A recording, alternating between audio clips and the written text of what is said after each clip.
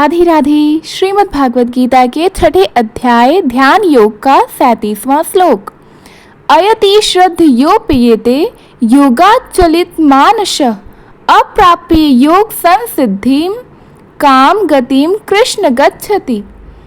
इस श्लोक का अर्थ है कि अर्जुन बोलते हैं, हे कृष्ण, यदि कोई व्यक्ति श्रद्धा के साथ साधना करता है परंतु उसका मन विचलित हो जाए और वह योग सिद्धि को प्राप्त ना कर सके तो उसका क्या योग होगा, वह कैसी गति को प्राप्त करेगा।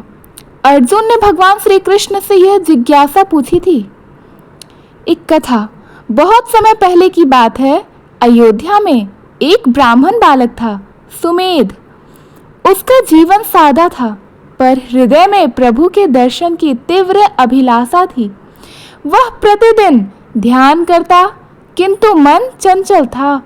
कभी परिवार के मुंह में फंस जाता, कभी व्यापार के सपनों में खोया रहता। अंत में निराश होकर सोचता, क्या अधूरी भक्ति करने वालों का कोई उद्धार नहीं होता। एक दिन उसने एक संत से पूछा, महाराज, यदि मैं भक्ति के मार्ग में आधे रास्ते में रुक जाऊं तो क्या मैं व्यर्थ हो जाऊंगा। संत ने मुस्कुराते हुए कहा, नहीं बालक, भगवान किसी भी शुभ संकल्प को व्यर्थ नहीं जाने देते हैं। अधूरी यात्रा भी कल्याणकारी होती है। जो सच्चे मन से आरंभ करता है उसके प्रयास भगवान स्वीकार करते हैं। अधूरी भक्ति, अधूरी तपस्या भी भविष्य में पूर्ण होती है क्योंकि ईश्वर आपके प्रयास को सहेज कर रखते हैं। यह सुनकर सुमेध ने दोबारा प्रयास शुरू किया। हर दिन थोड़ा थोड़ा साधना करता, बिना परिणाम की चिंता किए। धीरे धीरे उसका मन स्थिर हुआ और वह सच्ची योगी बन गया। इस श्लोक से यह शिक्षा मिलती है कि अधूरी भक्ति भी व्यर्थ नहीं जाती। जो सच्चे मन से प्रयत्न करता है उसका हर प्रयास ईश्वर तक पहुंचता है।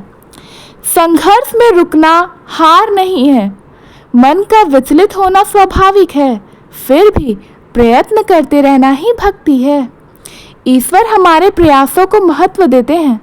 वे हर शुभ कर्म को सहेजते हैं और उचित समय पर उसका फल देते हैं। भविष्य में पूरा होगा अधूरा प्रयास। किसी जन्म में अधूरी साधना भविष्य में पूर्ण होती है। इस श्लोक से हमें यह संदेश मिलता है कि कभी भी अपने प्रयासों को छोटा ना समझे। आपका हर प्रयास आपके मोक्ष की ओर बढ़ता कदम होता है। भक्ति का एक भी बीज अंततः ईश्वर को प्राप्त कराता है। 38वां श्लोक। कंचिन्नो भय विभ्रष्ट छिन्न भ्रमिव नश्यति अप्रतिष्ठो महाबाहो विमूढ़ो ब्रह्मणा पथि। इस श्लोक का भावार्थ है कि अर्जुन फिर से पूछते हैं, हे महाबाहो श्री कृष्ण, जो साधक साधना का मार्ग अपनाता है परंतु पूर्ण सिद्धि प्राप्त नहीं कर पाता और ना ही सांसारिक सुखों को भोग पाता, वह बादल के टुकड़ों के भांति भटक कर नष्ट तो नहीं हो जाता? क्या उसका कोई उद्धार नहीं रह जाता? एक कथा। प्राचीन समय में एक तपस्वी बालक था, विप्रदत्त। वह आधे जीवन तक तप करता रहा।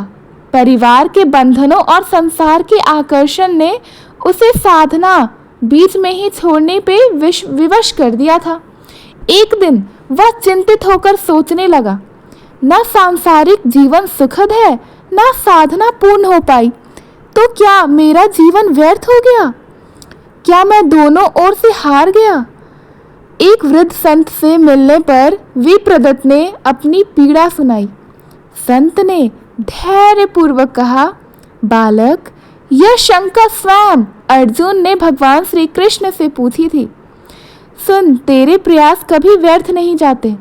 तू भले ही आज भटका हुआ बादल लगे, पर तेरा प्रयास किसी भविष्य के आकाश में वर्षा बनकर बरसेगा जरूर।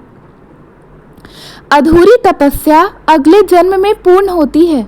तू अपनी चिंता त्याग दे और पुनः धीरे धीरे साधना में लौटा, भगवान तुझे फिर से अवसर देंगे। संत की बात सुनकर विप्रदत्त का हृदय शांत हुआ। वह समझ गया, भटकना हार नहीं होता, विश्राम होता है। रुकना अंत नहीं होता, एक नई शुरुआत होती है। कुछ वर्ष के बाद वही विप्रदत्त एक सिद्ध योगी बना था। इस श्लोक से यह शिक्षा मिलती है कि अधूरी साधना का भी भविष्य है। जीवन में दो राहों पर भटकना व्यर्थ नहीं होता। सच्चे प्रयास का फल देर से ही भले, लेकिन मिलती जरूर है, अवश्य मिलती है।